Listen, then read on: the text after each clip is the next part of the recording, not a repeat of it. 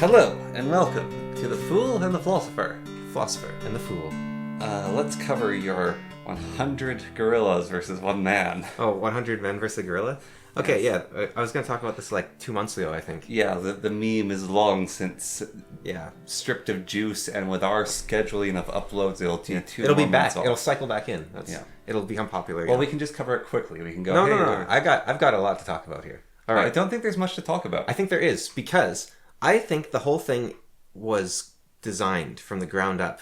Well, I did until I saw its origin, but maybe we'll get to that later. But it's too stupid for anyone to think that the gorilla could win, right? It's like, what would win, a kitten or 3 crocodiles? It's like, well, I don't know. Maybe the kitten can win, right? Like, nobody's going to think that the gorilla can win that fight. Yeah.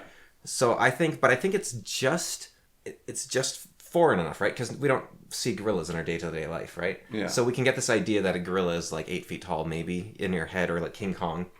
So we get this idea well, we don't. But the thing is, it's just foreign enough that we might think other people think that gorillas are 8 feet tall, King Kong creatures, right? But I don't think anyone actually thinks that. No. I thought gorillas were like little. I thought they were like, I used to think gorillas were like 3 feet tall. I was surprised when I saw an actual video of a human going up to a gorilla and the gorilla was taller than the person. Yeah. Because I thought gorillas were like half the size of a person. Well, the gorillas are the largest ape. I thought humans were by far. I thought humans were like twice the size of the next smallest. No, ape. gorillas are like twice the size of a human. Well, in weight. Like, yeah. Gorillas typically aren't more than like 5 feet tall, but no. I think some can get up to 6 feet, but they're not. But they're very like. Okay, correction. Gorillas are the third largest ape. Sorry, the second largest ape. There you go. Yeah, humans are the third largest. Bigfoot. Yeah. Right. Bigfoot's the biggest. Yeah. So, but I think it's just for enough that we could assume other people are stupider than us and less educated than us, and therefore they would think. So I think what happened was, people are fighting at demons, but it was manufactured to make you fight at demons. It's sort of like, I'm trying to. It's like trolling, right? So yeah. So you take a position. It's called what is it called? Poe's law, right? There's no position that is so stupid that. No, how's it go? Basically, you can say something really stupid and people will think it's not parody because they'll think someone actually believes that. Yeah. Right. So I think it's something like that where nobody is on the side of the gorilla, but people think people are on the side of the gorilla, so they're going to come in and they're going to feel super smart and be like, well, actually, 100 men can win. And even though most people would... You know how we do this occasionally, but it's a trend I've noticed a lot on podcasts specifically, but I've seen it at other places too. I've seen it in... Just in people playing video games too, they'll say this guy is really underrated, right? Like this strategy is really underrated. This character is really underrated. Or they'll say people don't realize. You see that a lot on podcasts, right? People don't realize, and I think what that is making assumptions. Because when I saw, I was trying to remember. I think it might have been a Norovo video where he was saying, I think that like this spell or this unit is really underrated, right? And my thought was, underrated according to whom? Like, who are you? I'm going to disagree with you on the people don't know this. Okay. And that's because I've been dealing with, over the past week and a half, with IT support. Yeah. Trying to get into a government site that I'm supposed to have login. It's not working. And the amount of hoops I've had to go through for them either suggests 2 things. Either the IT support group are stupid. Yeah. Or they deal with a lot of stupid people. Yeah. Because they ask me, okay, so that's obviously not working. Have you tried this? It's like, yeah, I've obviously done that, but I'll do it again just to appease you. Yeah. And it's like, no, that didn't work. It's like, have you tried this? Have you tried clearing your cache? Yeah, it's one of the first things I did because that can be a login issue. No, it didn't work. Oh, have you tried...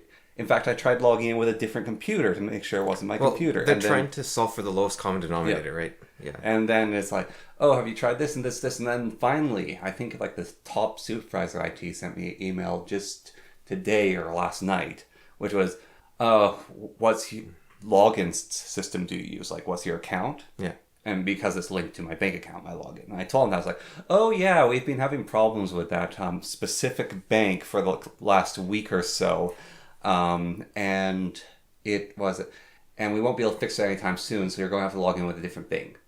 In the screenshot that I sent, saying I have this problem, it shows the type of login I did. And I said I tried logging in through this method. I don't think that's a problem with, like, yeah, I think it is like you're saying. It's not that they're expecting stupid people, it's that they're doing they're not looking to solve the problem. They're looking to solve everyone's problem from sort of macro perspective, top down. Do you remember when I don't like it. That's what happened with the doctor, right? Where I asked him, I went to the doctor again and again and again. I was like, I need help. He's like, go to therapy, do this, do this, do this. Do you remember when the ward, I got a new laptop because I still had the warranty on my old one because it broke. Yeah, I was going to mention that so you got an Inspiron laptop, not the good edition, which I had, but the bad edition, which was every other version but mine. Yeah. It didn't work at all. So you sent it back to them. No, it worked until it stopped working because the screen broke. Because if a light amount of pressure is put on the screen, it stops working. Yeah. And a laptop, you close it by putting pressure on the screen. Yeah. So you sent it back. They're like, no problem, we'll replace that, which was nice of them. Yeah. And they also gave you the hard drive, so you kind of came ahead of that deal in a way. They sent you a new laptop with a... I had to request the hard drive. Yeah. With a corrupted version of Windows. Yeah. So I went through so many troubleshooting steps to try to fix this laptop for you. Yeah. And I even... Because basically what happened was first it said, oh, you have to enter the password to enter. So I had to learn... I was actually kind of scared after I learned this. I had to learn how to bypass a password on a laptop, which is way easier than you think it would be. I was like a little... After I learned that, I was like, wow, you can hack into a laptop so easily. Yeah. So your data is not safe behind a password, basically. Like, you encrypt the files themselves, that'll help you a bit, but the actual login, it's like so easy to bypass once you know what you're doing. So I did that, and then I was able to go into safe mode, and I tried a bunch of stuff, and none of it worked. And finally, I realized, okay, this is clearly a corrupt version of Windows. Yeah. So we phoned up the company, and we're like, hey, we've got a corrupt version of Windows. And they're like, well, have you done this? No, that's not what have you done this. What happened? We phoned them. Yeah. And I told the guy everything we did. Yeah. I actually told him everything I did. And I said, we have a corrupt version of Windows. Please send us a new copy. Yeah. Like a new download copy, because you can do that through the laptop. And then he walked us through everything we just did. No, not everything. He walked us through some of what we did. Yeah. And then finally... And then he took remote control of the computer. And he's like, oh yeah. And then he's like, yeah, this thing's corrupt. Yeah. It's like, told you. Yeah, we figured that out. Yeah, and like when I went to the doctor, right, and I was like, I need all this help, and then finally, I was like, okay, I stopped eating sugar. He's like, yep, that would work. Could you have said that like 2 years ago? You know, just when I first came to you.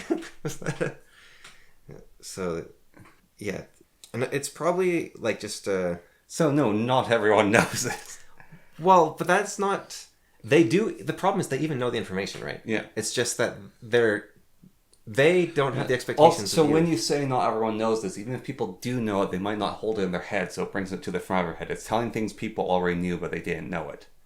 Well, but you don't know that about other people, right? That might be all they think about. Like, maybe all other people are thinking about is how, man, me and 99 buddies are going to go beat up a gorilla tomorrow. Like, that's all everyone ever thinks about, except for you. I love... Human attitudes have changed so much. Yeah. I heard this the other day, which was, it was on Top Gear.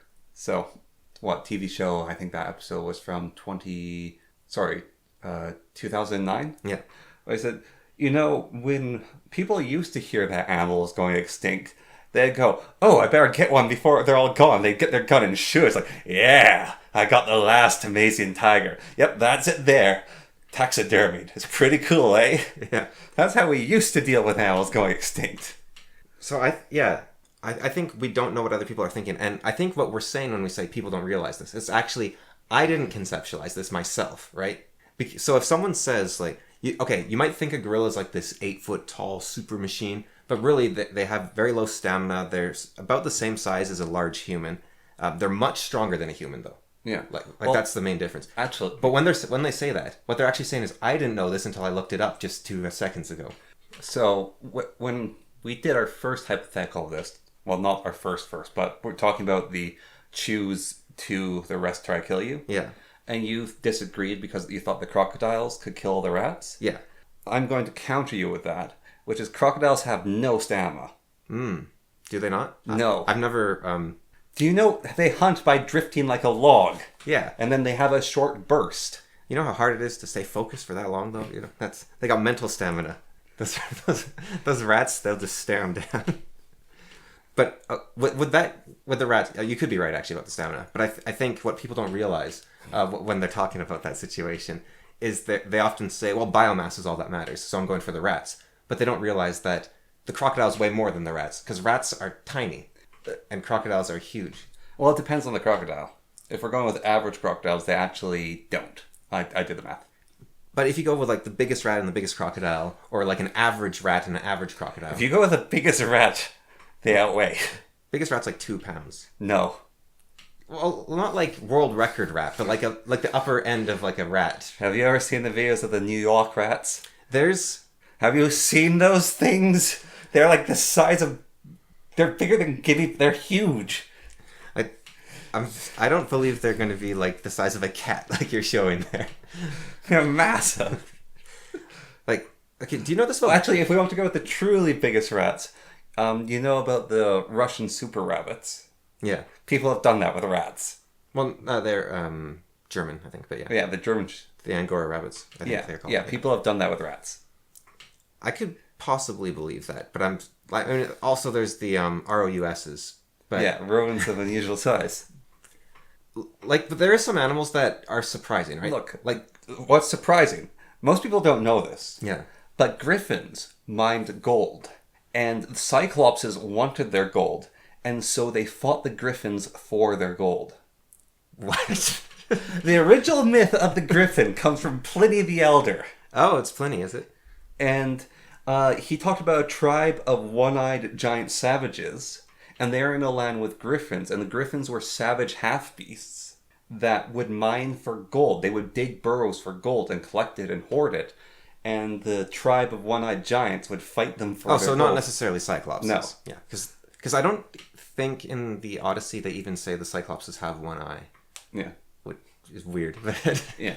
Yeah, they're like the cyclopses are just a race of people, I believe. Yeah. Yeah. But... Yeah, so the origins of the griffin from Pliny's writings, his Encyclopedia of Everything, or whatever it was, they mined gold and they... Well, Herodotus did the encyclopedia. Okay. But, well, Herodotus was also but he could have recorded Pliny. Yeah. No, Herodotus wasn't a liar. He was an interesting guy. He just believed everyone. But, okay. Well, sort of. He would actually write notes like... So they told me about the basilisk, which is a creature that can destroy whatever it looks at. I find that hard to believe, but I'm going to record it because I trust this guy, so... Okay, well, Pliny was definitely a big fat liar. I don't know. Pliny was... Oh, wait, no, you're right. Pliny did write a thing as well. Yeah. Pliny was cool. He was... Yeah. No, you're right. He did write the encyclopedia. He was the guy, actually, that... Yeah. No, he listened to others. Yeah. Yeah, sorry. I was thinking of Solon for some reason. Yeah, there's another guy who had, like, a huge writing, and he never traveled. It's documented he never traveled, but he said he went to the Fountain of Youth, which is somewhere in the... where the It's near India, isn't it? Because that's where the Alexander went. No, the Fountain of Youth, the actual Fountain of Youth, is in that little chain of tropical islands that the sugar trade was done in. Caribbean? Yeah, Caribbean. Oh. Yes, in the Caribbean. It's on one of the islands. Oh, this is like a 15th or 16th or 17th century sort of guy. Yes. Right, like a conquistador type. 16th century guy who never traveled. Okay. And another guy went to find it, but that's besides the point. I was just saying people don't know this. Well, people don't realize this, but when you said Pliny, I was thinking of Solon for some reason, so that's why I was confused, because you were right about him doing all this stuff. Yeah. So, but that's interesting because griffins were... So the hippogriff... Pliny also told a story about a guy getting kidnapped by Bigfoot. Oh, I could... Like, he wrote down... Or he got kidnapped by Bigfoot, I'm not certain. I don't know. Basically, he got... There's a story in one of Pliny's writings about a guy who got kidnapped by a tribe of gorillas, basically, and they had him in their family for a couple of weeks, and then he escaped. That was Hanno. Oh, that's Hanno's, right? I think that was Hanno the Explorer, who was the first documented case of gorillas. Okay. Yeah. And Pliny might have been the guy that wrote about it. Yeah. Yeah. Because Pliny was a big historian. He was also an admiral, I believe. He was he died during the Pompeii eruption. Yeah, he did. He was rescuing people, and he died from... Well, he didn't actually die from the eruption. His servant killed him. He told his servant to do it. So basically, the pyroclastic flow and poisonous gas was coming towards them. They're like, this is going to be an agonizing death. So I need you to slit my throat. And also, don't hug me when we get covered by the flow, because otherwise people will think we're gay for the rest of time. And so his servant... It's like, you're there, right? You're dying with your bro. Yeah. It's like your best friend. Yeah. He's like looked after your kids when you were sick. He's got your back. You fought in wars together. The volcano's erupting. You're about to get killed. So you go and give him one last hug. And then you're gay for the rest of eternity. Yeah, well, who was the... leader of the samurai, Sagamoto. There's a lot of leaders. The last leader. Oh, I can't remember his name. Was it Sagamoto? Shirayama? No, Shirayama was the place. That was the place. Yeah, that was the place. Anyways, you know how his like second in command cut his head off? Yeah. Gay. Yes, exactly. He's like, I'll miss you. Cuts his head off. Yeah. Yeah, so I'm a little tired today, so I hope I'm not rambling too much here. I hope it's coherent. So, at least somewhat. This is distracting me. Okay, so hippogriffs. That's what we were talking about, yes. So No, we're talking about gorilla beating up men. Hippogriffs were a metaphor because griffins famously, besides digging up gold, which everyone knows, also hated horses. Yes. So a hippogriff was an abomination because you had one creature that hated horses having a child with horses. And so the hippogriff was this metaphor for like the lion lying down with the lamb sort of thing, but a bit more literally in multiple senses. I thought a hippogriff was just half horse, half eagle. I did not realize it's half. It's half horse, half griffin. I didn't realize it was half griffin. Yeah. Yeah, so it's like a sixth eagle or something. What is a griffin? A griffin is just a lion and an eagle. Okay, so then it's like half. So it's like a quarter eagle. Yeah. And a quarter lion and half horse. Yes. Yeah. And a whole lot of attitude. Yeah. Do you think 100 men could beat a hippogriff in a fight? Ooh. So. Okay, so. The Lions of Savos, that was like 2 versus 700. And it was an even fight, right? Yeah. Now, horses, that was 50 to 10,000 in the Inca Empire in Peru. The horses won. Yeah. So horses are the most dangerous animal in that combination there. Because Savos lions, that's like worth 350 men. A single horse is worth like 2,000 men? No, or 200. I think there's a recorded tiger that killed around 1,000 people. Oh, but we don't got tigers in this mix. Don't be ridiculous. Could a tiger... Well, that's more likely, I would say. I think a tiger has a better chance. Okay. Well, see, the thing about the tiger, most people don't know this. Yeah. But a tiger is not going to attack a group of people. Yeah. It's not going to be like the brown one in that horrible story of Japan. Yeah. The tiger is going to go, oh, you're by yourself. Smack. Yeah. You're done. Whereas the lions will go, I bet I could run into a group of people and get you. And the brown one can go, yeah, let's wreck them. Yeah, and it won't win because it was killed by like a group of people. So yes. Yeah. So like a bear's not going to beat it. Here's the thing about 100 men. Careful. Oh, we're being... So yeah, could a rictos beat... That's what I was calling it, the brown one. Well, bear means brown one as well, so... Yeah. But maybe it gains power over time. It does. It gains... The more you use this name, the more power it has. Or the more it becomes to actually embody the being. So... Well, actually, in Yellowstone Park... Yeah. There's a grizzly named Boss, and they actually have a rule, which is you're not allowed to say his name. And it's because it will basically give him more fame. Yeah. And more people want to take their picture with Boss. You do not want to get anywhere near that creature. He's being hit by 2 trains. Oh. So, and he's alive. So he's a grumpy guy. He's incredibly big, incredibly tough. He eats other grizzlies. He's a monster. So, yeah, okay, let's go back to the gorillas, right? Yeah. I think one person could beat a gorilla. Like, okay, so what's your minimum people versus gorilla here? Mine is 1. I think 1 could. Yeah. I have a problem with these hypotheticals. Yeah. I might have talked about this a couple weeks ago. Yeah. But my main problem with hypothetical is like, oh, the human doesn't get tools. They don't get guns. No. Humans are tools. Yeah. No, but yeah, a person can pick up a stick. They have a weapon now. They can pick up a rock. They can. Yes. They can throw sand. They can throw mud. They can. Do you know how? Braid actually, you might. You might know. How old are bows? How old are bows? Are very old. Yes. we don't actually know because we keep finding older ones, but they're old. Over 6,000 years. Like way Is it like 30,000 years or something? Maybe even 40. Like yeah, they're old. Yeah, they're really old. And how much of an advantage is a bow? Yeah. Like, it's absurd. Now, making a bow on the fly is tricky though.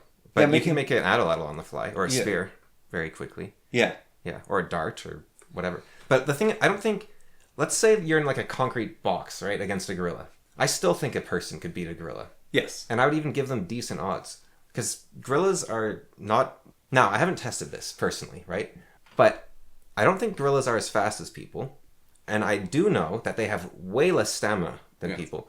So all the person has to do is run away for like half an hour, which any person, like basically any person can do. Even a very unfit person can manage the, like, I'm just going to get out of this thing's way for half an hour. The biggest problem would be miscalculation, right? Like if the gorilla was able... I think they can have a pretty good burst of speed. Well, yeah, but that's the risk, right? The gorilla sprints at you. But I think you can dodge. Yeah, but people can also move quickly, right? Yeah. And yet people are kind of like Pike, they can dodge, right? Yeah, you can roly-poly. Yeah. The whole Dark Souls thing. Yeah, except, yeah, you just step out of the way, right? Or back at, like, gorillas, they got long arms, right? So I don't know They've got long arms, but they have actually trouble grabbing things with any... Like, they're clumsy. They're actually really clumsy. I heard a story during when the debate was going on. People were pulling up all these gorilla facts to show that the gorilla wouldn't win, which I didn't think were necessary, but they were interesting. So one was, there was like an old woman. There's been like 2 or less accounts, no, maybe only 1 account of gorillas actually killing people. And it's always in captivity. Maybe, I think this was in the wild. No one's ever died to a gorilla in the wild. Okay, so this one, it was like an old woman or something, and it attacked her for like half an hour, and she didn't die. She was covered in like bites and scratch. Like, they're not very strong. They're very strong. They're terrible at utilizing that strength to kill, right? Yeah. So, and I don't know even if they can or not. Like, they kill each other. If you watch gorillas fight, it's kind of like a little slap fight. Like, they don't, which might just be because of their strength. They don't want to like do each other in. Well, but they don't really. So most animals, this is interesting. So most animals, territorial fighting is not their most efficient way of fighting. Like when sea lions go at each other, and they go up and slam into each other and they side. I mean, humans do this too, right? You grapple. You don't punch below the waist. People that don't know how to fight, they'll go for like the kill shots and a friendly brawl, and they'll be like, whoa, what are you doing here? Yeah. But well, kind of they do grappling, but it's like humans' social fighting is also fisticuffs. You've played archery tag, right? Yeah. So those are supposedly the ones that are commonly used. Those are like 20-pound bows. You could really hurt someone with a 20-pound bow. But the main safety feature, as far as I can tell, besides like the rubber padding and whatnot, is actually that nobody is using proper technique. So you're like, because you're just trying to get a shot off quickly, right? A short draw. But if you do like a full draw with a 20-pound bow, I think the arrows are too short to even allow that. That would definitely help. Yeah. If you have short arrows, that would keep you safer for sure. But if you do like you could like balance it. You have a risk of like breaking your thumb or something. Yeah. But you could like a full 20-pound draw. That's not like a hunting bow is like a 40-pound draw, right? Yeah. So a 20-pound draw, it's not necessarily deadly, and the arrows, they don't like you could dodge a 20-pound bow's arrow. So I haven't done this. I've watched it. Okay. Yeah. But still, but yeah, 20-pound bow's arrow, you can dodge that. Even, and especially if it has a great big like rubber thing on the front or whatever. But I think the main safety feature there is that people aren't using full proper technique. Yeah. So same with like a gorilla, it's just kind of slapping with its like forearm. It's not winding up with a proper punch with all its body weight behind it or something like that. Yeah. And they're not. Well, I don't think gorillas can punch. I don't think they have the body structure. Punching's a very human thing. Like, they could fall forward, I guess. Yeah, but even then, that might not have as much force as them. Or what about, like, a backhand slap? Like, they could get a big wind-up on that. I don't think they can. I don't think they actually have much flex with those shoulders. Like, have you seen gorillas spin? They can... Yeah, no, they can spin, but I don't think gorillas actually can, like... They can hug themselves. But what if they come at you like a Beyblade, and they just, like, whack you with their elbow? They're also... like, they must be able to, like, toss you, though, right? Like, no, they can toss. Like, there's a video of there's the photographers... And the gorilla walks by and grabs the guy by the ankle. Yeah. And it just drags him. And there's nothing he can do. And it drags him actually pretty quickly. Like, is doing it just for fun. Like, that's what people thought was doing in the photography. Because it let him go. But he did get scraped up by just dragging him across the ground. Yeah, because I believe I've seen they can lift about 1,800 pounds. Something like that. Well, is it humans are like 50-50 twitch and other type of muscle? Right, yeah, I've heard something like that. And they're like 90 whatever type of muscle. Yeah, I've heard the same thing, and I'm sure the people talking about that know better than me, but in my heart of hearts, the whole twitch for stamina muscle or whatever, it sounds fake to me. I don't know. Maybe it's a real thing, but I find like... Well, so a gorilla can't work out. Yeah, they're already at max, basically. Most animals can't work out. They're already, like, top shape, yeah. Yeah. They're basically already there. For some reason, people aren't in top shape. No, it's a trade. So, Is that so we don't... Adaptability. So we're able to starve instead of just die instantly or something? That's one of the things. So we can starve instead of die instantly. We can also adapt. So, this is part of why people... I think is part of the reason why people look more into the Africa story. Yeah. Of where humans came from, and then they did studies and found that wasn't true. Yeah. So if you're on open plains, running's really useful. And so you develop running legs. If you're in a forest, running's not as useful, arms are better. Right. And so you can be in both places with the same set of genes or something. Yeah. So it's a part of... And so basically you can become... Because you don't want to have big climbing arms if you're on plains without climbing. And so you can basically adapt and change. Do you think...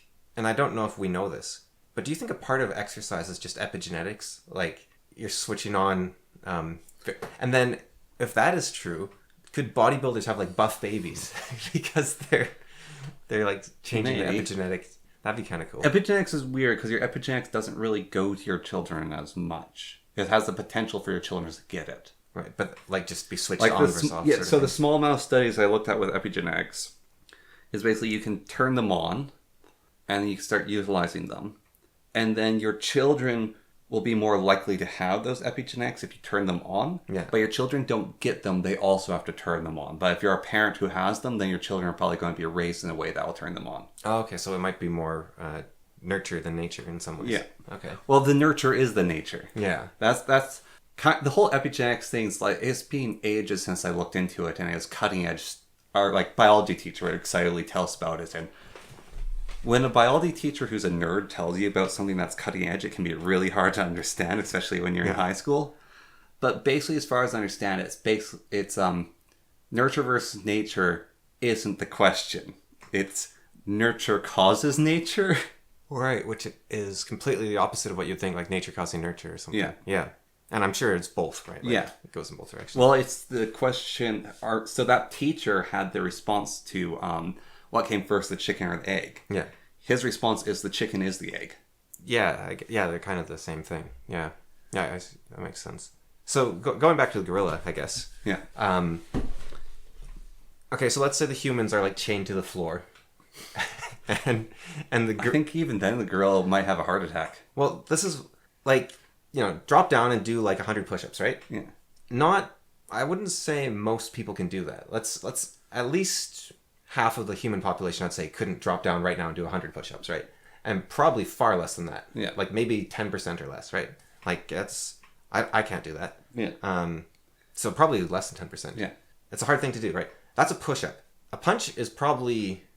depends, but a good punch is probably going to be about equal force to a push-up, right? Like... 100 punches is easier to do.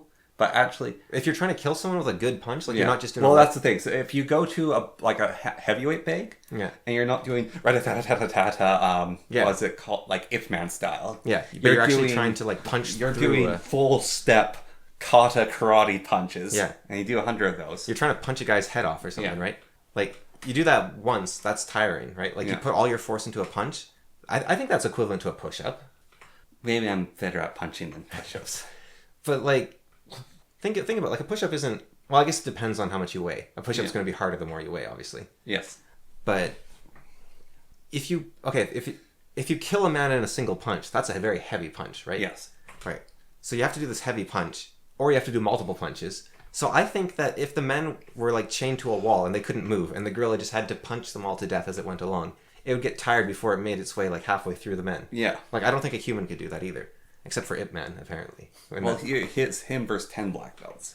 But wasn't there that scene where he gets attacked by like that huge group of people? That's the 10 black belts. I thought there was one with more, like where the Chinese military attacks him or something, or... He got attacked by a gang of guys, I think. Okay. And yeah, I guess that is the question. Like, you can be more efficient. You can use their own weight against them. Yes. So if the gorilla is like like a martial artist gorilla with like a sword. Yeah. Yeah. Well, the sword changed everything. So we talked about mass is key. Yeah. That's something that people say is mass is key, or biomass is key. mechanical leverage is basically a biomass multiplier. Yeah. Like a massive one. The Shadiversity had a whole video about women fighter versus men. And he said, man versus woman and fighting without weapons, women, no chance. Yeah. Like, they just won't win. With a weapon, it's much You closer. give a sword, it's men win 70% of the time, women win 30%. And 30% is a massive leap. Yeah. Then if the guy isn't trained at all, and the woman's trained a lot with swords, she knows how, she's pretty strong, then it's closer to like 60-40 in the woman's favor. Yeah. And you give them both a gun, it's 50-50. Yeah. Yeah, just like that. So, I saw a video, it was 3 sword masters against 50 students. I don't know if you ever saw that. Yeah. And the sword masters did way better than I thought they would, actually. They almost won. They didn't win, but it was actually pretty close. It was like touch fighting, so you didn't have to like... It was popping balloons. Yeah. On targets. On the person's chest. Yeah. So it was a bit easier for the swordmaster to take them down than it would be for the guerrilla, because the swordmaster could just tap them and they won. If you've ever been in a full armored melee, so that's like bow hurts, if you're one guy versus 2, you're not winning. Well, it is as simple as that. If you're one guy versus 2, you're not winning. And that is because in full armor, you can tank the hit from the sword. Right. And then you're in there. You're grappled. Right. And once you're grappled, the other guy goes behind you and starts hitting your legs. But the interesting thing... Like, you can win, but it's super, super hard. But it's interesting, actually, because if you watch, like, real fights where it's one against several, what you... Like, with these sword masters... Yeah. It's actually, like, you know, people talk about in movies and video games, it's unrealistic that all the guys stand around and wait for their turn to attack. But what actually happened with, like, the sword masters is they just kept moving. And the novices couldn't attack them because they were all in, like, a line. If the novices had just stood still in an even spread, they would have won easily. But they were all clumping together and getting in each other's way. So, this is in the manga called Kingdom. Yeah. It's based off the Warring Kingdoms period. And so it's armies of like 10,000 men versus 30,000 men, and you have like these insane war hero generals leading the armies. And it's the same sort of thing in the Romance of Three Kingdoms, and the Total War game does a really good job of it. There's the duelist general heroes, and there is the army killing general heroes. And so I really like it in Three Kingdoms game where you can have Lu Bu. Yeah. And Lu Bu charges into a regiment of normal soldiers and he obliterates them. But then you send Lu Bai at Lu Bu and you're like, oh, but Lu Bu just killed 100 guys. And Lu Bai, if he attacks one of those regiments, he's almost dead. Lu Bu versus Lu Bai wins. Because Lu Bai is a duelist. So when he fights heroes, he's just a better fighter because he knows how to fight. And that's the same thing in the Kingdoms manga is they'll have this general with this massive polearm and he'll like ride along and cut like 5 guys in half and he's this terror and they're trying to fight him. And then he goes up against this other guy who's just a really good fighter and he can overpower the general, but that really good fighter could just get killed by a group of spearmen. Yeah, because you have to learn how to... That said, if you're trained as a group and know how to work as a group... Mm-hmm. Which is why Philip and Alexander and the Romans did so well, because you try to cleave through this group of people, they step aside, they close ranks. In Kingdoms, that's sort of the story. That's the special thing is the main character's unit is a special unit of elite soldiers. And so working together, they are actually quite powerful. And now you make that your entire army, like the phalanx or the legionaries. Yeah. And suddenly it's like, there's nothing anyone else can do, because they're super effective together. Yeah, well, I know it didn't happen like this because you have to adapt, which humans are good, but the Scottish Highlanders are fighting each other. And they're standing their row and they're declaring their family name and they're doing their duels and they're doing their game theory of whatever it is, the one guy versus one guy. Then the Romans show up and they're like, alright, we're going to invade and take over your land. Right? The first didn't happen like this, but this is the story here. Yeah. The first group of Scottish guys like, alright, my name is Eric McCool, McClen, whatever. Yeah. And I have won this many duels, all that stuff. And he draws his big claymore and he's ready to fight. Yeah. It's like, who challenges me? And then the group of legionnaires just throw their pylons at him and he dies. Yeah. And the Scottish are like, you can't do that. It's like, yeah, we can. It's like, oh, so we're playing by those rules. And then slowly they all disappear into the bogs. And the Romans are like, what? Where'd they all go? And then they build a wall and leave them alone because they can't be bothered. We're not dealing with that. We'll just deal with that later. We'll get rid of them. Yeah, like... I actually wonder if that's kind of what it was, is they broke the rules of the Celts. Yeah. And so the Celts like, oh, we're playing dirty now, are we? Well, I do think, like, warfare throughout history has gotten more and more dirty, as it were. Yeah. Less and less honorable. Like, the Slavic people were horrified that they were attacked the day before the battle. Or they weren't attacked on... Like, there used to be... I've told you about this, right? The idea of a well-hazeled field. Mm. So the idea was, before a fight started, this was a British thing, I think. What you would do is, some people from both sides would go out, and they'd gather up a bunch of hazel sticks, and they'd mark out the edges of the battlefield. So like, all right, here's the field of play. We're gonna fight, and that, like, the Byzantines and the Romans, they threw that completely out. Yeah. Well, the Americans ruined it all as well. They didn't line up in rows and fire at each other. Well, what happens is whoever's typically the Byzantines were a weird exception, but typically what happens is it's who's ever on the back foot breaks the rules. Will break the rules, and then that becomes adapted as the new strategy. Yeah. But the Byzantines were like the top dog in the area, and they were doing all the dirty tactics. Yeah. So that's the interesting thing about Europe, is they were fighting each other for so long that they had rules of play. This is how you do war. Even Napoleon followed the rules of war, and then the Germans just had to go and screw it up. Yeah. And the Germans only got into screwing it up because they had to work with Bismarck's system, where they had to go to war with everyone because the Baltics decided to fight. Did I tell you what? Like that right, is the Archduke was part of the Baltics? Yeah, he was Serbian. Archduke Franz Ferdinand was Austrian. Yeah. He was killed by a Baltic guy. Yeah, so the Baltics decided to have a squabble. So Germany had to break the rules, and that's sort of what trench warfare came, especially once the mustard gas was introduced. And then World War II...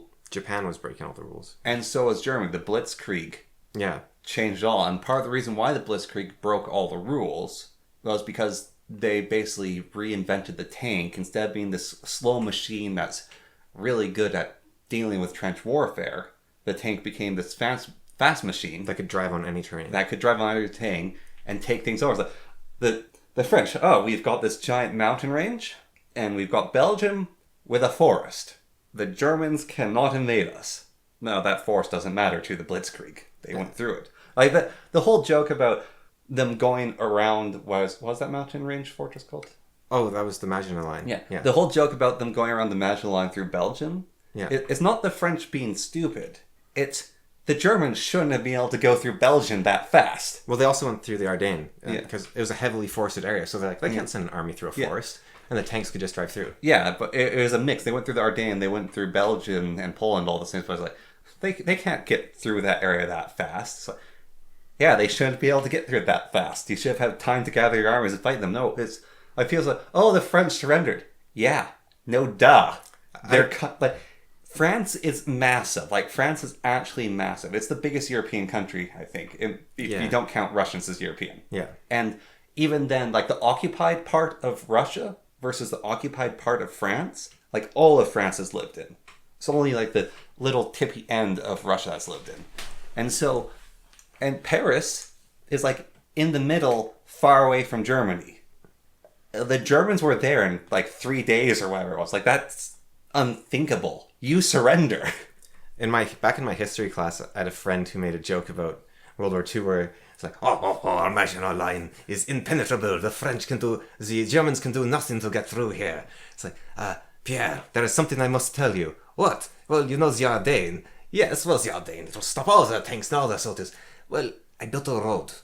What? You did what? What? You built a road? Yes, I built a road. It's just a silly joke in history class. But the other thing, which was a problem for Germany in World War II, is they took over France. They won. They actually won. And then the British said, blimey, old chap, that's our job to beat the frogs. You can't go and do that. And Germany's like, no. We're done. We're done. Okay? We've got what we want. We are allied with the Russians. We're going to backstab them later. Don't worry about that. We've crushed all of our neighbors. We've really stomped on Poland. We've gone up and taken over Norway and Sweden and all that. And we're taking over the French colonies, and Italy's doing Italy things. We don't really care about them. We're done, okay? And the British disagreed. Well, also attacking Russia was a terrible, terrible... Well, the attacking Russia came a little later, but yeah. Well, a terrible idea. Well, do you think... No, still a terrible idea. But do you think if the Germans had the British as an ally... Yeah. Because they kind of actually wanted that. And they attacked Russia. And they weren't fighting the Americans. Do you think they could have won? With British aid, or is Britain just staying out of the war? British aid. With British aid. Because here's the other thing, is if America doesn't get involved, this hypothetical is going to get weird, but America doesn't get involved because they have their we don't get involved treaty. Yeah. So we're not wasting efforts on the wolf packs fighting the boats going across from America to supply Great Britain and the French fights. The problem... And then we also...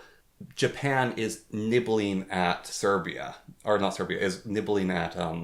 China? No, they've gone through China. China's done. They're going into Russia, Siberia. Right. Oh, so Japan's still in the war? Yeah. Okay. Yeah, Japan's aware of the Axis. Okay, and they haven't ticked off the Americans somehow? No. Okay. No, they decide not to.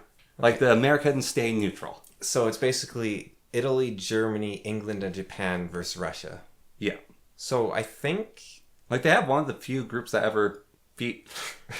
So UK... There's a pulling ball cartoon, which is, it shows a French pulling ball, and the pulling on face like, oh, and the Russians running away. Yeah. And then it turns around, and the French are running, and the Russians are chasing them. Then it's the Nazi German ball is attacking the Russians. They run away. Yeah. Then it turns around, it's chasing it again. And then from the east comes the Mongolian ball chasing the Russian ball. And the Mongolian ball kills the Russian ball. And then Mongolia's like, trick is attacked from other side. Yeah, well, that's what Japan did as well. Yeah. Because Japan, before World War I, was at war with Russia, and they did quite well as well. So I think, like, the UK was the richest country on earth at that point. Yeah. But they didn't have the supplies, which is what was Germany's, like, huge problem in World War II, was they just didn't have the manufacturing available to them. They didn't have the resources they needed to do what they needed to do. And the huge advantage that the Allies had was Canada to a small extent, but mostly the US. But Canada and the US had tons of supplies, and they were just sending them over to the Allies over and over again. Yeah. Whereas the Axis was just starving to death, right? Yeah. But if you take America out of the war, and I assume the UK doesn't get, like, Australia and Canada. No, they do. They get all of them. Okay, that changes it. Because I think without Canada, they lose. It's tricky because Japan does add another dimension there, right? Like, if Japan... Because Japan is very good at doing a lot with a little, right? Yeah. So is China on Russia's side in this, or...? China's being crushed. Okay. And so is Korea. Okay, so Japan... Like, that... Japan was colonizing Korea before World War II. And I think they were invading China, like, right at the start. Oh, yeah, definitely. Like, they took Nanking. Yeah. But China still had... It's actually the reason China's communist today. Yeah. China was having a civil war when Japan invaded. Yeah. And so there was two main armies in China at the time. There was the communist army, and there was the non-communist army. And Japan came in and destroyed the non-communist army and then took over China. Yeah. And then when Japan was finally defeated, Chinese didn't have any resistance because they... Well, I don't think the Chinese army, the communist Chinese army, would stand much of a chance against the Japanese military if America's not getting involved. But it would tie them up, right? Yeah. Like, Russia just needs all the pressure off of it can get, right? Yeah. That's basically... So Japan has a really long ways to go with not much strength to do it. So I think Japan, they would still need to be focusing over in, like, Polynesia. Yeah. But that would be much easier without the Australians guarding it. So I think Japan would actually succeed. And, well, it's tricky because the Americans owned the islands. So America's just not caring that Japan's taking their islands or something, I guess. The Australians are helping them conquer, like, New Guinea or something. Yeah. So that's a pretty scary combo right there. So New Guinea's lost to Japan. Their aircraft carriers aren't useful. Like, they were the most useful thing in the war. But Russia's, like, the one country they're not really that useful against. Which is why Russia, to this day, is trying to conquer everyone, because they would really love it if you could use aircraft carriers against them, because they don't have a proper port. Yeah. They would really love to have a warm water port, but they don't have one. So, and if Canada's in the war, so yeah, if Australia's in the war, I think Japan wins the Pacific. Yeah. If Australia's on Japan's side, I think they win the Pacific. If Australia's on Russia's side, I think Japan doesn't win, even without the Americans. Because the Australians were hardcore. They were doing good work. Although it would be horrible, like, because that was already the bloodiest part of the war, and then it would just be even worse. So then you've got Canada giving resources to the UK and Germany. You've got... No, never mind. Italy doesn't matter. Well, Italy's a liability. Right? Yeah. You got Italy attacking like Ethiopia and causing problems for the Germans. You got the Italians trying to colonize a African tribe and losing. Yeah. So the Italians, that's a negative to the Axis. The UK, I think, has probably... Well, the Germans have the best tactics and troops, I guess, technically. But the UK is pretty close. Yeah. And without... You don't have to waste all of your efforts on the battle for Britain, so you've got way more planes to fight the Russians. Like, the two greatest air forces would be, like, Germany and the UK. Yeah. And if they're not destroying each other, that's a huge force against... Like, the Russians lose the air. Yes. They don't have a chance with the air. But then Japan has to get to Russia, right? So that's not happening for a long time. Because... Like, they can land on Kamchatka and they can land even closer and go into, like, Siberia, sorry. Yeah. That's going to take them forever to get. There are important resources in Siberia, though. But even if you cut those off, Russia's not going to feel that effect for ages, right? No. Because it's so far away. So that's going to be months and months and months. I think the Russian... Like, if you just said Axis, like the entire Axis versus Russia, I think... You've seen the meme, right? Where it's like, this is the Allies at 100... It's not about the Allies normally, but it's like, here's the Allies at 100% of the power. And you see, like, Russia, America, UK, Canada, like, you see all of them, right? Here's them at 99% of the power, and it's just Russia, right? Well, like, Arch, who I think he's pretty knowledgeable about logistics and warfare, was talking... Someone said, after World War II, the Americans shouldn't have stopped. They should have attacked Russia and taken it over. And Arch laughs at that and says they would lose. Like, the Americans would lose that fight. If they don't use nukes. I think it's kind of like a given there. Yeah. Yeah, I don't know. The Americans probably, by the end of the war, probably had the best army. But they would have run out of But it was a long steam. ways away. Yeah, and they would have run out of steam. Well, maybe, like, the thing that happened in World War II was it turned out that the Marines... didn't really run out of steam. It turned out that they were amazing at continuing on without any sort of leadership or directives. They could just keep going and going and going and going. So that, and now the American Marines are famous. Like, that's kind of what created them, right? So they're amazing troops that are just self-directed. You just plonk them down and they go and they keep going. So I don't know if they would have run out of steam. It would have been like, they might have not been able to conquer Russia, but it would have been a nightmare for Russia. They just would have never gotten rid of this, like, infestation of Americans, basically. Russian winter deals with many things. I don't think now Russia has this huge problem with this situation where they're grinding. They can probably beat the Germans on the land, but with the combined air forces of the British and the Germans, that's a nightmare for them. Yeah. Then they've got the Japanese coming from the other side, and maybe they can divide their forces and hold off the Japanese as well. But like, they'll never be able to win the war because they'd have to invade by sea. And you've got Japan and the UK as the naval powers in there. So the Russians just can't get onto the ocean. Like, there's not really much they can do there. The Russians had an amazing spy network, but so did the British. Yeah. Because that's another thing to keep in mind is, like, we're not... Like, the Nazis had amazing cryptography, right? But that doesn't matter anymore because it was the British that cracked that. You've got... No, I think the Russians lose that. Like, as long as Canada is sending supplies. Yeah. Because I think if Canada isn't in the war, it's funny to think Canada would be pivotal here, but if Canada's, maybe I'm biased, but if Canada's not in the war, I think that the Germans and the British just run out of resources. Because the Russians, they don't care. They don't need resources. They'll keep fighting. Now, I do wonder... Like, we have 6 men, 1 gun, and look like... I do wonder if the Germans... The Nazis did want the war to be over after they took France, basically. Then they shouldn't have attacked Russia. Well, yeah, they shouldn't have attacked Russia. That was one of their mistakes. It was a huge mistake. Yes. But even then, so did the British attack the Russians and then they started the bombing of Britain? Or did the Germans do the bombing of Britain and then was the retaliation? The British and the Russians were on the same side. Okay. I mean, like, at the start... the Russians and the Germans did a combined invasion of Poland. Yeah, well, it was the strategy of appeasement by what's-his-face? Chamberlain? Yeah, Chamberlain just wanted to appease them. It was like, oh yeah, they'll stop once they take a little bit more. Oh yeah, they'll stop once they take a little bit more. Have I ever done a defense of Chamberlain on this podcast before? No. Okay, because Chamberlain gets the worst rap ever, and I think it's totally unfair, because people, and it's not just Chamberlain, right? Whenever appeasement is brought up in modern politics... People don't realize this. This is a case where I can say, using the availability heuristic, which is a great way to get a biased result. Yeah. But so many people will say that appeasement never works. Just look at history. And when they say look at history, all they're talking about is World War II, right? Like, that's all the history they're talking about. Because appeasement has a great history of working throughout time. Did it work versus the Norwegians and the Mongolians?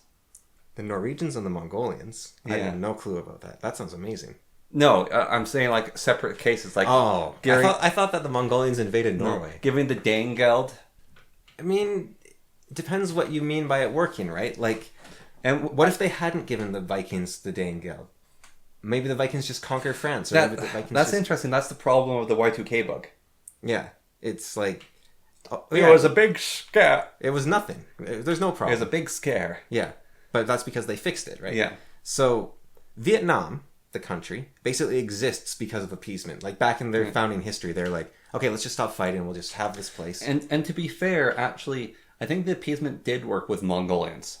You give them their gold, and the crazy horsemen leave you alone. Well, they still conquer you. It's just you don't die. Yeah, exactly. Like, Attila, you could actually probably bribe to not attack you. But the whole case with the Romans and the Mongolians is they were actually paying the Mongolians for quite a while, and then they stopped paying them, and so the Mongolians flattened them. The Romans and the Mongolians. I guess the Romans were vaguely still around. Do you mean like Attila, though, or are you talking about the Romans? Because the Mongolians were like year 1000. What caused all the barbarians to invade Rome? Oh, was the Mongolians put a hole in them or something? No, so all the barbarians, yeah, like the Germans and the Goths, like basically all the flavors of Goths, why they invaded Rome is they are running from the Mongolians. They're running from like the Golden Horde or something. I'm just having troubles with the timeline because, so you have Attila is like in the year 400, right? Yeah. And the Roman Empire is already split in half by this point. Yeah, I'm talking, what destroyed the West Empire was partly the Mongolians. Because then by 800, you have Charlemagne. Yeah. And he's the Holy Roman Emperor at that point. Yeah. And like the Byzantines, I think, still exist, but the rest isn't really there. So maybe it's the Eastern Empire that the Mongolians took out? No, they destroyed... Or it was the Holy Roman Empire? They destroyed the West Empire of Rome. But that was gone. Like, that was the Holy Roman Empire at that point, I think. No, the Mongolians have been around a long time. Right, but like, Genghis Khan was like 1066 or something, or 1032. Yeah, no, he messed around with people. Like, they've been messing around with people for a long time. But he was after Charlemagne. Yeah. So, and Charlemagne, the empire didn't exist anymore. Like, the Romans were basically a historical... Yeah, no, this is before Attila. They were still invading everyone else. Oh, before Genghis, you mean? Yeah. Before Genghis. They weren't united, but they're still going and messing with people. They're the Mongolians. Right. Yeah, or like the steppe peoples in general, like the Scythians and the Mongolians and all that. Yeah. Okay. But yeah, anyways, everyone's fleeing for them, which definitely you would. But they were appeased, like they were given money to stop. And so you give them a bit of land, and then you're like, oh yeah, that's done. So going back to Chamberlain, anyways. Yeah. So at the time when he made that deal with Hitler, and he had his piece of paper, there's the famous photo, the Peace in Our Times. The UK didn't have an army, basically. Like, they had nothing. They were actually quite weak at that point. But when they'd made that appeasement deal, they started ramping up into production, like, right away. And they started building troops, they started building airplanes, they started building tanks, So basically it was a delay tactic.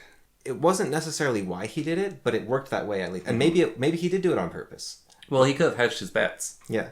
So they didn't just go, oh, we could defeat the Germans, but instead we're going to sit down, right? It's like, if we fight the Germans, we'll lose. So let's say, fine, you can have Czechoslovakia. And then let's be in the position so next time we can win. Yeah. And then when next time rolled around, they attacked the Germans and they won, right? So it's not like he just made this terrible decision. It was like, okay, you don't have an army. Do you want to fight back? No. Okay, now you have an army. Do you want to fight back? Yes. Like, that was the decision that was being made, right? So it wasn't like he could have even stopped Germany if he'd wanted to. Right? So, and he was able to delay long enough that the UK stood a chance in the war. So I don't think he's I don't think he made the wrong choice necessarily. Like, maybe if he had jumped in right away, the trickle of British forces would have been enough to slow the Germans down, but it's like, that's a hard... Like, how do you tell? Because sometimes you just bleed yourself dry if you send in a trickle. Was the Spanish Civil War before or after? It was during World War II. During World War II? And it was communists versus fascists? I think so. Like, was it during or was it just before? I think it might have been just before, actually. Just before World War II. But they ended up with the fascist one. Yeah. But they were a neutral country during the war. Was it neutral in World War One as well? I'm not sure. Because Spain's actually a pretty big country, but it's easy to forget about. I think the world wars are kind of... Like, World War One is kind of mislabeled. Yeah. Right? Because it's like... The problem is that the UK was in the war. And America was in the war. Well, the problem is that the UK was the world. Yeah. Right? So, like, the empire was huge. And were the Americans in World War One? Yeah. Yeah? Yeah. Were they... Yeah, no, there's the whole joke of they saved the day both times. Coming at the last minute and take all the credit? Yeah. Yeah. Because, I think World War II was the Russians. And, like, the Napoleonic War was a world war, if you want to, like... Well, there is the argument... Or the 30 Years' War. Well, there's the argument that the World War II is just the extension of the Napoleonic War. Napoleonic. Wow, that goes back, doesn't it? Yeah, I don't subscribe to that argument. I do subscribe to the World War One never stopped. It's like the Cold War is World War One. See, I could go like World War II is just World War One. Yeah. World War One is just the 30 Years' War. The 30 Years' War is just the 7 Years' War. The 7 Years' War is just the War of Jenkins' Ear. The War of Jenkins' Ear is just the Spanish versus British War, and the Spanish versus British War is... It's the French's fault. It's probably the French's fault. Well, Yeah. actually, it kind of is, because the British and the Spanish both wanted massive navies, right? Yeah. Because France is dangerous, so you get this massive navy. And so Spain and Britain are fighting each other. But why are French so scared? Because they're allying with the Ottomans. Yeah. And why are the Ottomans invading, and why is France supporting them? Because they're getting rid of the Balkans. So it's Serbia's fault. No. Well, actually... I don't know why France supported them, just because they hated the rest of Europe, I guess. Yes, they used them against the rest of Europe. They thumbed their nose at the Pope doing that. And they thought they were a good trading partner they could negotiate with. And to be fair, the Ottomans were reasonable. Unfortunately, the Ottomans were a theocratic empire. And the problem with a theocratic empire is you have to the theocracy it's based on. And any empire can be kind of scary. But when their religion is a war religion, which Islam is, Yeah.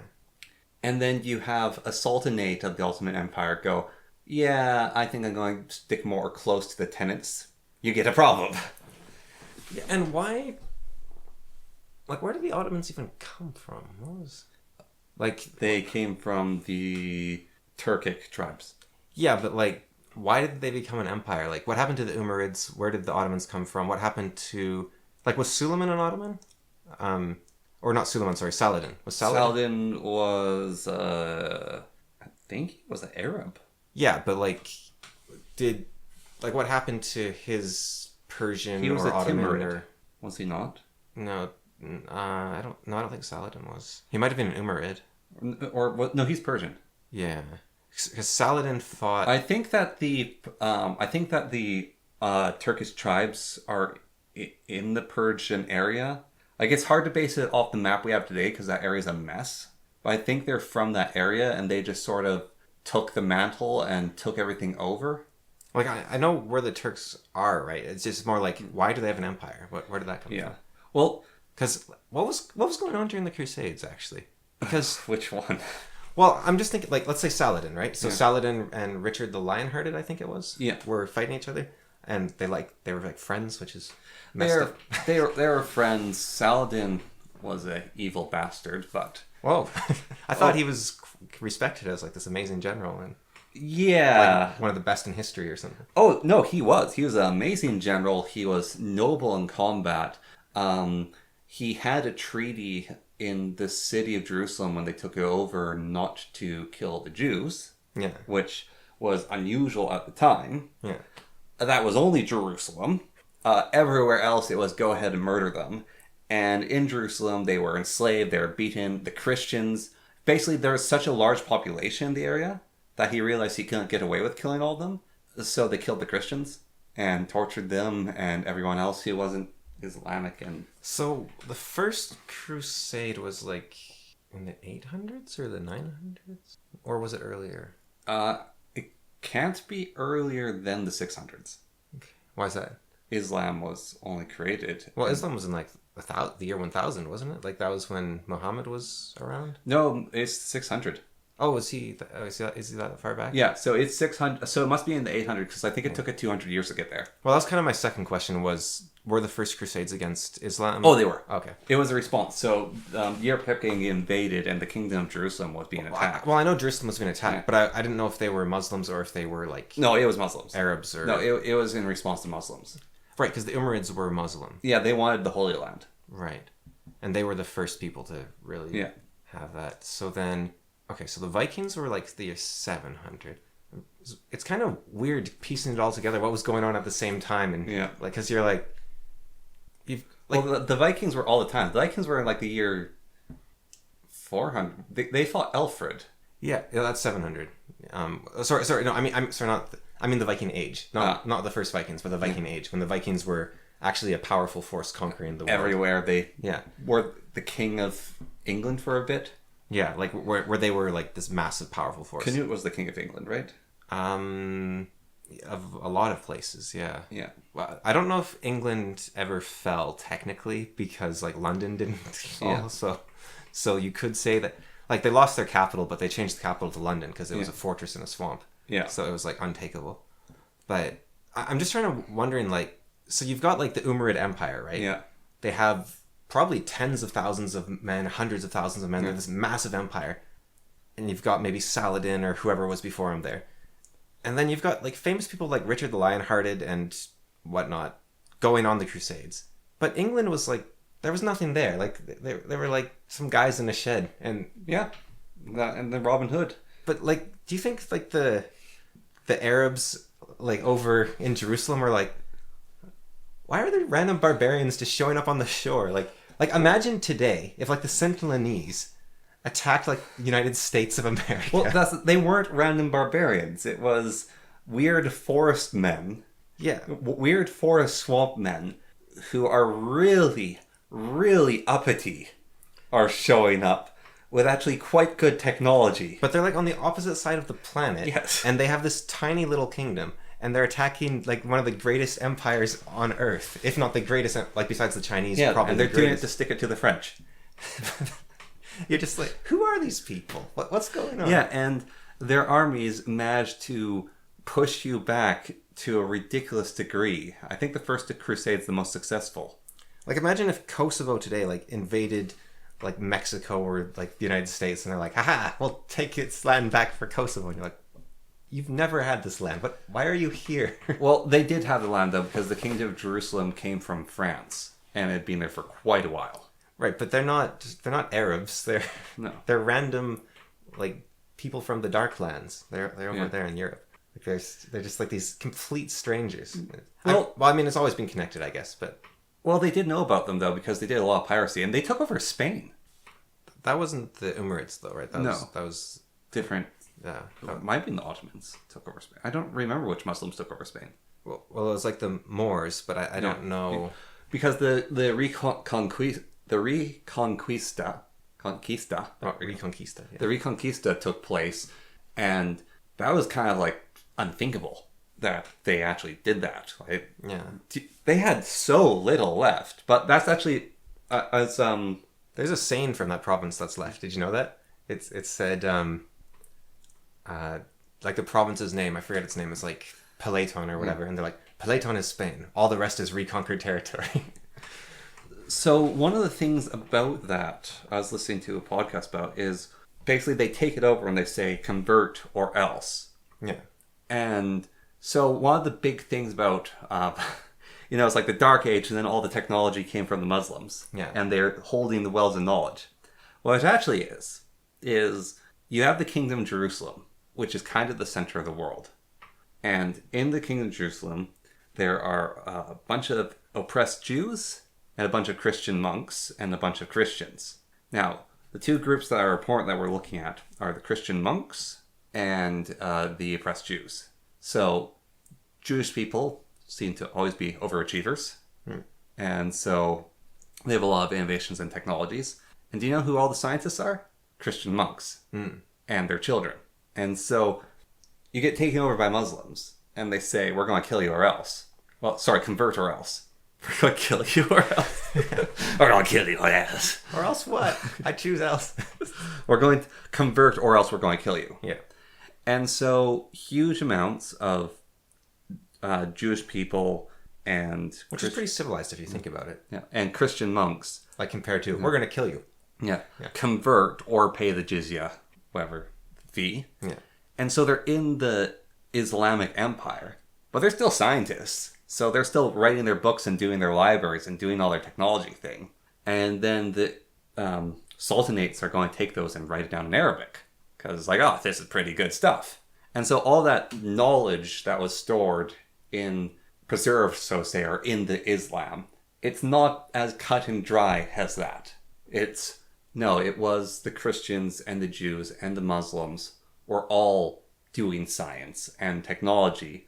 And the thing about Ottomans, anyways, I know this about Ottomans, so I might call it from Islam, is they really like taking stuff and then preserving it. As long as it doesn't have boobies or look like someone.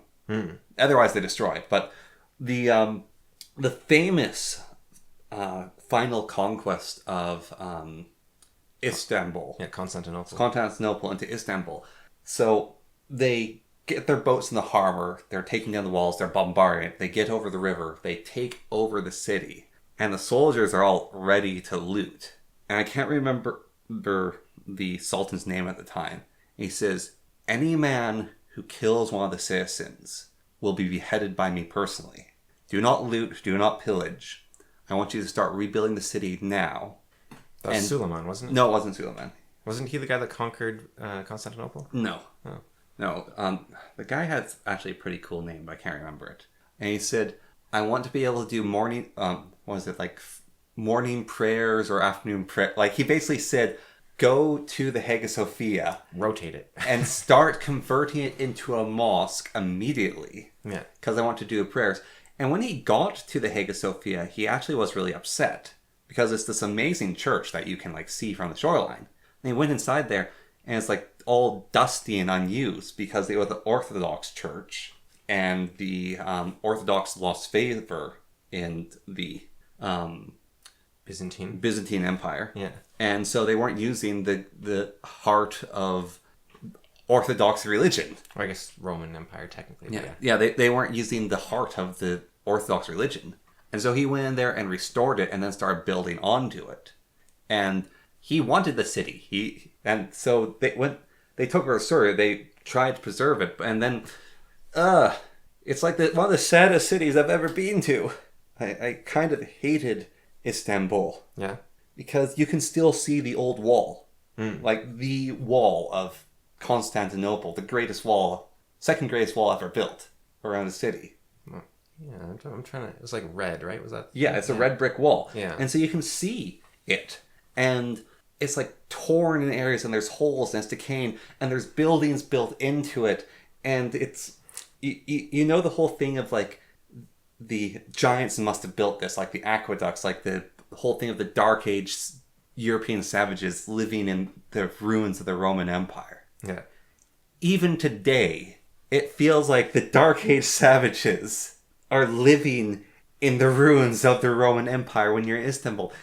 And this is like 1,000 years later with all the advances we have and all that we've done. Like there's these buildings in Istanbul where you can see the layers. So they built each layer on top of each other and you can see which period they're from. And so it's like each layer is a little taller. And you see the bottom layer and it's the red bricks of the Byzantines. And it's in the best condition of all the buildings. Like even the proper concrete building on top that we built today. Like they're weathered, they're damaged. But the brickwork that's cared for, it's solid. It's there. Did you see any of like... I don't know what Byzantium looked like back in the day, but was there any ruins left of like the Greeks when they owned that city, or? So, no. And this is because Rome wasn't built in a day. Yeah. But Byzantium was. Like Istanbul. Yeah. did this thing. So the Hagia Sophia was built ridiculously fast. And they did it by taking all the Greek temples and taking all their marble and bringing it over and building in their building. So you can see a lot of things. So if the cistern, which is this amazing place, is big. You know, it's like, besides going to one of the salt mines, it's the closest you can get to going to the mines of Moria in real life. So you go down there, and there's a cistern filled with water, and there's these giant marble pillars, and there's hundreds of them just stretching off into the dark, and there's like a layer of water, and you're walking on these wooden bridgeways they've built throughout the place. And so there's these pillars, and they have different styles of marble facades, and it's because they basically took just different columns and put them in here to build the whole thing up. And so that's like the Greek pillars that you can see. And they're really beautiful. Like, all the most beautiful parts of Byzantia are looted Greek temple pieces that they repurposed. Because, I guess it's pretty, like, I don't know much about the Greek history of owning the place. I guess it was probably Philip that took it, or maybe Alexander, but... Yeah. Well, so there's that whole joke of this guy's convinced his family's Greek. Like, they're more Greek than Greek. Yeah. And they do a DNA test, and they're 100% Turk. Yeah. And we are getting told by a tour guide in Turkey saying, so there's this interesting thing you can observe, which is the Greeks really don't like the Turks, and the Turks really don't like the Greeks. Yeah. So in Istanbul, if you were to, ignoring the Arabs, because there's Arabs absolutely everywhere there now. It's like, ignoring the Arabs, if you're just to go look at the Turks and like look at their population and sample any amount of them, about 70% of Turkey are Greek. It's like their ancestry hasn't changed since they were conquered by the Romans. Yeah. Like, everyone here is Greek. They've just been Greek the whole time. Yes. But no, they're Turkey. Yes. They're Turkish. So naturally, based on all of that, the gorilla doesn't stand a chance. Now, I agree with you. It's probably one of those things of most people don't know this, but actually 100 minutes would be. To make you feel smart. Because, I mean, I think we engaged in that a little bit too, talking about the stamina and the punching and the push-ups, right?